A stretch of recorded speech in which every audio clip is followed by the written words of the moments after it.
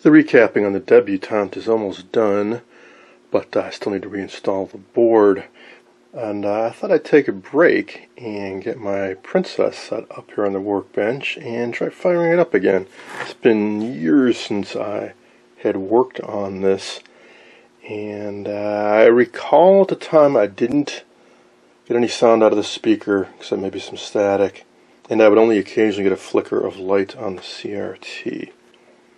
Now back when I was doing that, I had not actually used the CRT from the set. I pulled out the yoke and used a little test CRT with an adapter, and in order to do that I needed to move this wire that's a replacement on it. This is the filament supplied to the CRT.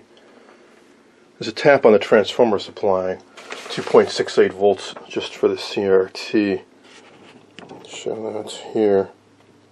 But the test CRT runs on 6.3, so I'd move that over to another tap. And there are 17-inch CRTs that are physically compatible with this that also run on 6.3 volts. And I think maybe some editions of this may have even used 6.3. So it's very easy to just move this wire over from one lug on this terminal strip to another to either use the lower or the higher voltage filament.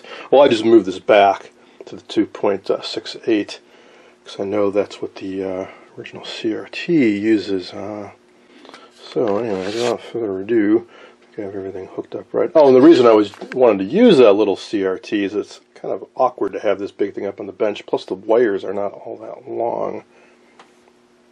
But in order to do that you need a yoke, and a while back when I had done this I had actually disassembled the head unit from one of these and pulled the yoke out. Well, since I put it back together, and I'm not too keen on pulling it back apart if I don't have to, and I just could not find spare yoke that I believe I have somewhere. So let's go with this and see what happens. Alright, well, I guess last time I used this set I had left it on because I didn't even have to move over to click on the power switch. And the tubes are lighting up, so got a little buzz out of the speaker and nothing on the CRT.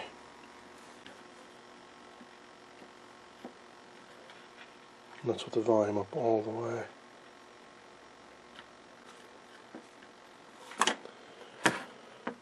And this little control cluster here, one of those would be brightness, and horizontal and vertical hold. And it looks like the horizontal output tube is either not lit or it's really, really dim. So, oh, there we go. I just had to move it a little, now it lit up. That socket might not be in such good condition. And there it went out again. I can hear it kind of cracking when I push it over. I'll just keep my finger on that.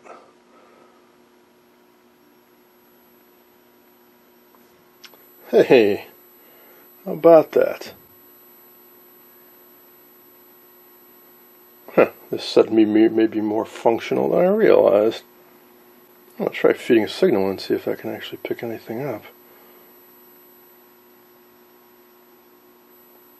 And for sure, when I pull this board out, I got to examine that socket. Might be a cracked solder connection or foil underneath, or maybe a problem with the socket itself. Well, if I'm really lucky, maybe it's just a tube.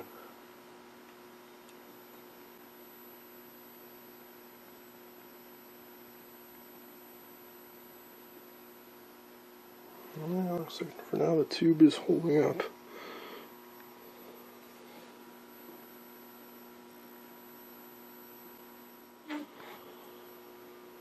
I dug up the knobs for the tuner. Let's see what changing channels does.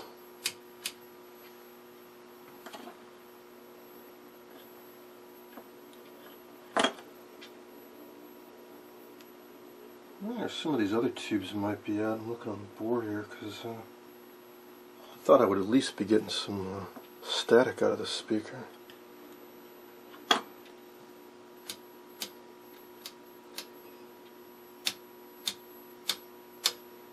Well, the tuner's doing something clearly when I change channels. It's having some reaction.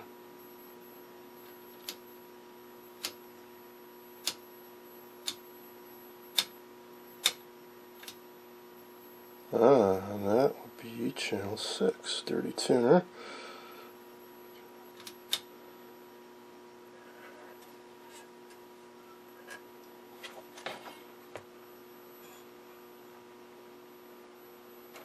Back to the control cluster.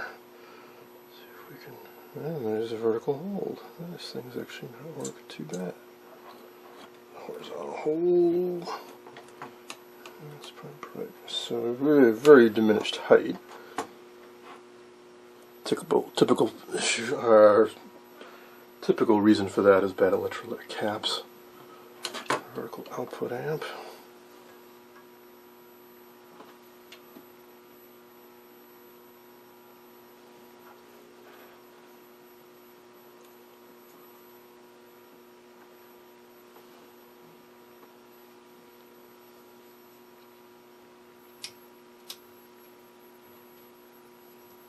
Tuner's definitely flaky.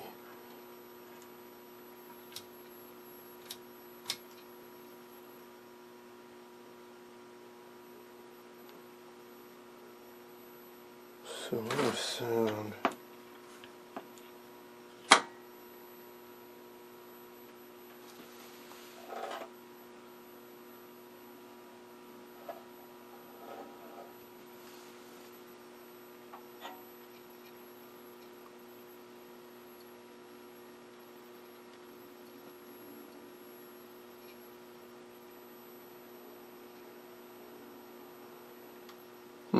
Wiggling a tube on the chassis, it's having a significant effect on the video.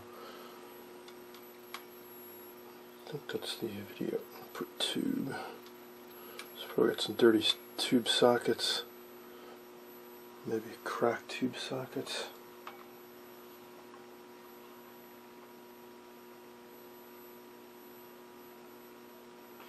Check on the tubes to see if they're all lit. Some of them are so faint it's hard to tell.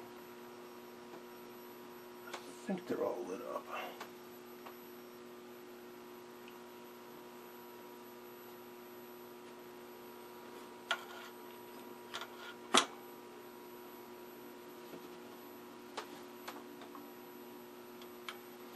Well, hey, can't complain about that. Let's see, this is the height control supposedly. Yeah, it's maxed out. Definitely get some issues there. There's vertical linearity control.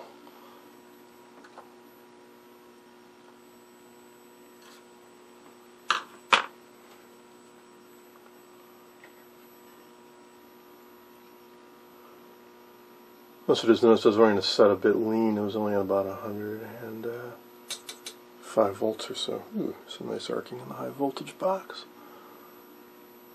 Up to about 117 now.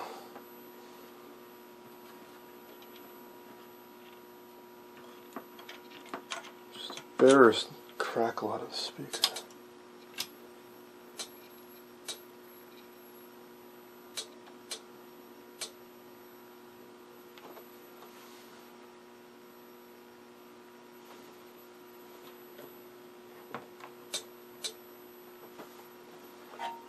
Something is arcing somewhere.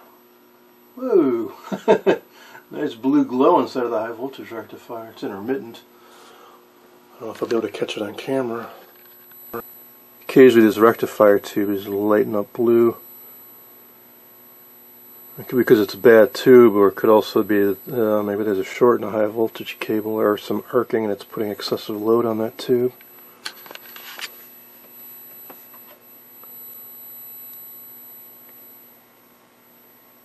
Of course, it won't happen now because I'm trying to. Oh, there it goes.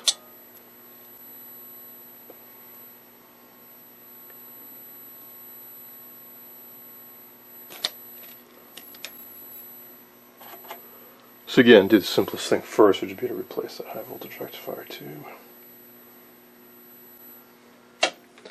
But hey, that's excellent. So both sets are actually in similar condition before any real work had begun. So now that we know that both sets have good flyback, good power transformers, and yoke, and all the rest of it.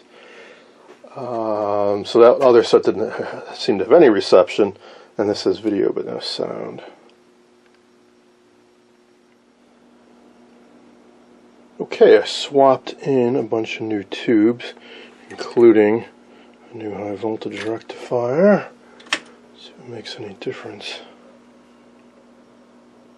Oh, no, I was thinking about the vertical height issue. All the electrolytics have been replaced, so it could be a problem with the vertical output tube, which I just replaced, or of course one of the old paper caps that's still in the set.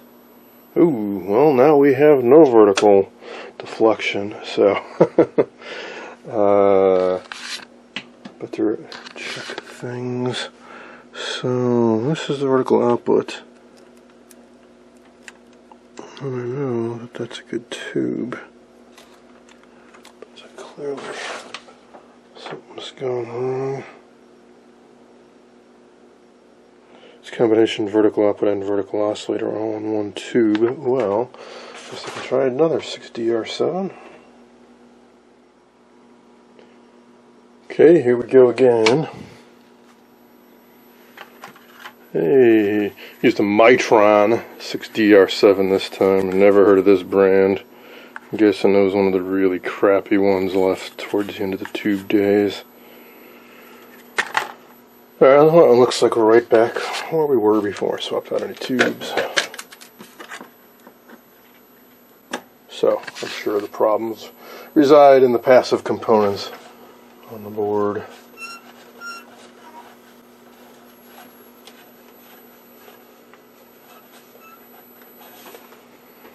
I'm going to run for a while, see if there's any more drama with the high voltage rectifier.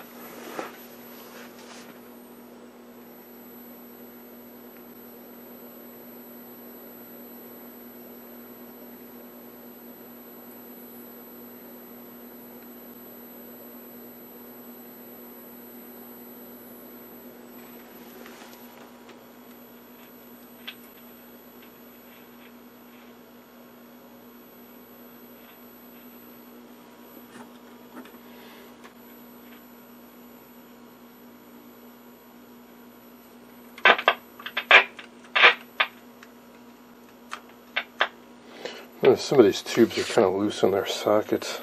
I'm going to tighten up the socket pins. This one is especially loose. And that is part of the sound circuit, as you can hear. That is 6U8. One half of it is sound IF, and then sound discriminator and output. So that is that tube, and that tube. That's why I was wiggling them. So local distance switch. Doesn't seem to have too much effect. Alright, cool. So it seems like the 1B3 rectifier that was in there was bad. They don't go bad too often, but can happen. And this tube seems to be behaving itself now. Definitely want to take a look, cleaning all these tube sockets and tightening up the pins and replacing, even replacing them if need be. And of course I want to get this board out and complete the recapping on it. Hopefully that'll fix the sound issue. Alright, so I'm going to get back to the other chassis and wrap that one up. And here's where this one stands. Almost done. A few more resistors to replace. And install some more replica networks. I've got a new network installed. 4 more due. And then wire it back in. And I do definitely have the benefit of being able to look at this chassis and compare the wiring on that. Well, I do this one, and then once this one's up and running, I'll use it as a model for the other one. Definitely a luxury to have 2 sets to work on at the same time.